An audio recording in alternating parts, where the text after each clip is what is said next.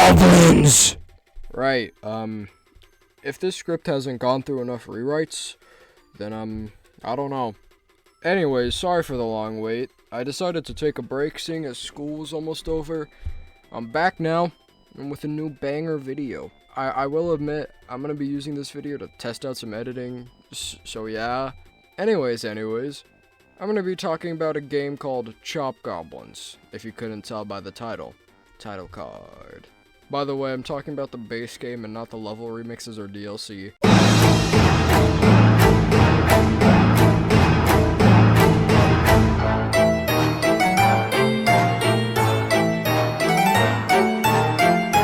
I've been wanting to make a video on this game for a while.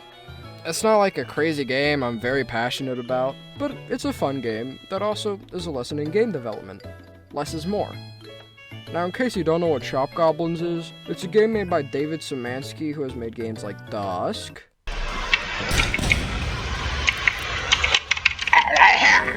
and Iron Lung. Okay then, well, I think I'm gonna have to go like that, you know.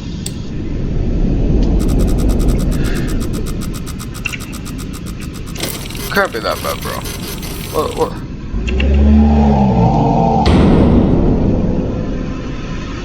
Which are both very good games, and you've probably heard of them. Considering how these games have their own unique gameplay mechanics, it's nice to see a game come from them that's also really simple. Also, I want it to be known, I'll be talking a lot about simplicity, and I want to make it very clear this is not a bad thing. It's more of like a lesson. Gameplay is something every game has. If it doesn't, then it's not a game. That is probably a movie. Chop Goblins also has gameplay, and something a lot of games have is movement, which Chop Goblins has. The movement is very simple.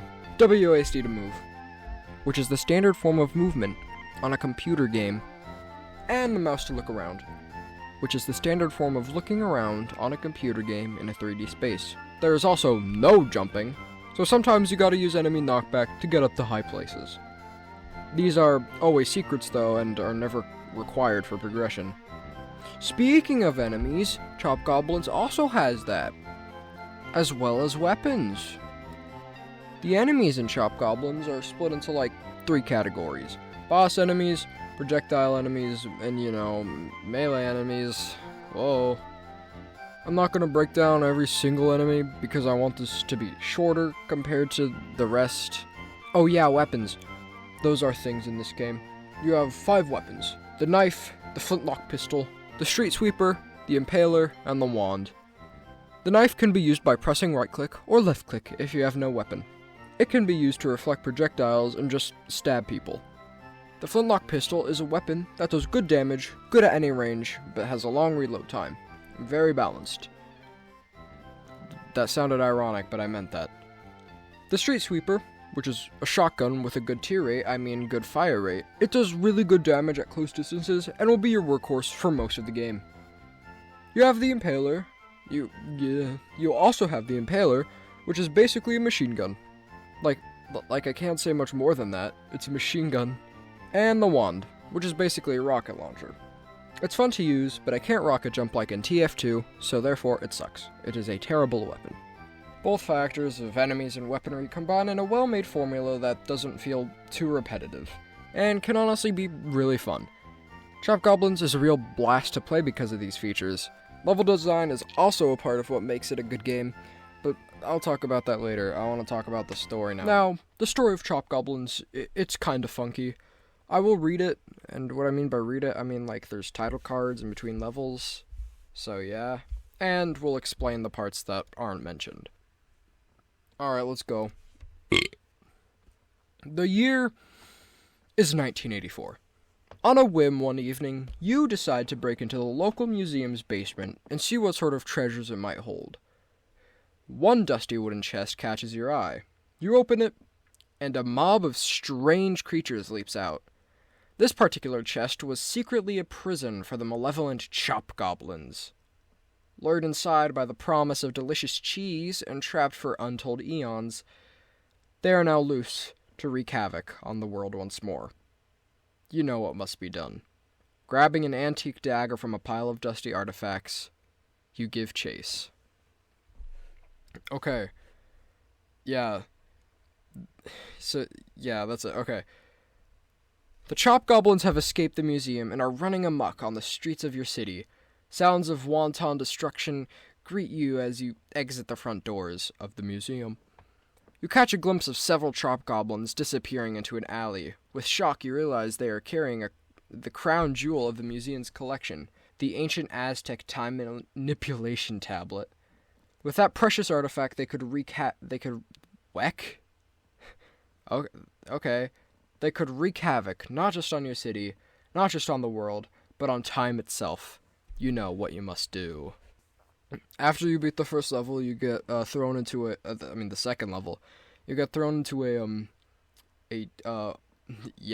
time portal thing. So yeah. A whirl of colors passes you by, and you emerge from the time portal, gasping for breath.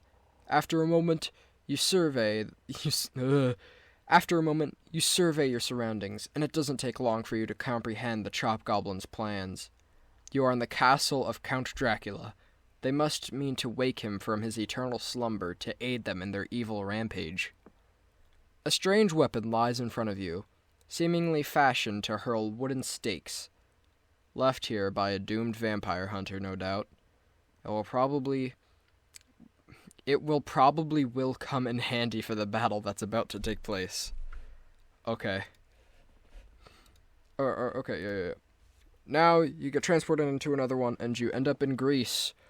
Again, you emerge from the time portal, Dracula's foul baritone echoing in your ears, to find yourself in ancient Greece. Dracula's defeat was a heavy blow to the Chop Goblins, and you guess that they now seek the staff of I don't know how to say that. A powerful magic weapon from the annals of myth and legend. They cannot be allowed to wield such a weapon. You must find it first and use it against them. You find the wand, and then another time portal, yay. Again, you find yourself in a whirlwind of colors. The last thing you heard was the familiar sound of the Aztec time manipulation tablet activating. This must be their final dreadful bid for victory. You emerge in a desolate wasteland, a future that is not, but could be. They have transported you to an alternate timeline, a grimy sci-fi dystopia where the Chop Goblins already won. You stand in their vile capital city, Choppingrad, surrounded by the ruins of human civilization in front of a strange industrial structure that must be their HQ. You grip the staff of with rage. A world overrun by Chop Goblins just means more Chop Goblins to shoot. It's time for the final battle. And that is the story. Goddamn, this section is long. Alright, level design. You already know this shit is gonna slap. The levels are just... mwah. Chef's kiss. Each level feels unique. And lively. Each level takes place in a different time, and the level design follows the architecture of the time it takes place in, like Dracula's castle, which feels hostile with narrow hallways and larger rooms. It feels medieval, like it's supposed to be. And with Greece, big, large, pillars. The levels are all very simple and short, not too short, but have their own puzzles or unique twist. Because it'd just be boring to go from point A to point B. Instead of just doing that, there's something else you gotta do to get from point A to point B. Chop Goblins also has its fair share of secrets. Something that makes level design good is secrets. It encourages the player to explore more rather than just beat the level. If you want to just beat the level, that's fine. But I'm saying that adding secrets encourages exploration. It gives more life to a level. Exploration can make someone, truly appreciate a map. And that's why Chop Goblins nails it, because it's very simple, but yet has a lot of exploration to it. So, yeah. Okay, something I really wanted to talk about in this game is art direction and colors. God damn, this shit is beautiful. Sure, this game looks like it was made for the PS1, but goddamn, the colors are just so good.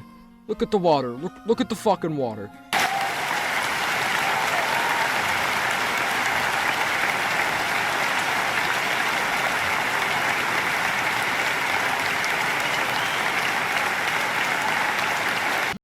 I apologize.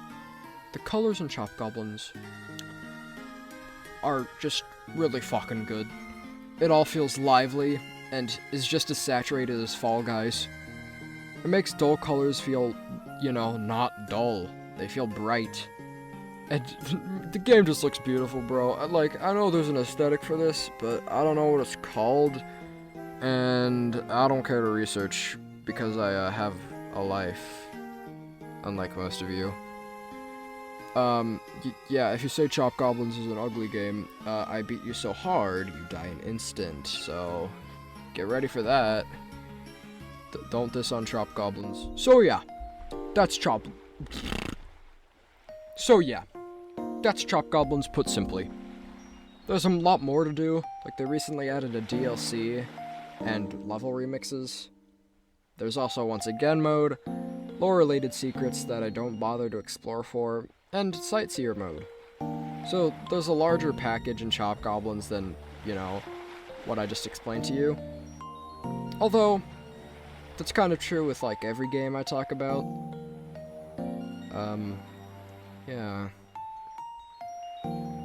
Who cares? I'll write more in-depth anal analyses in the future.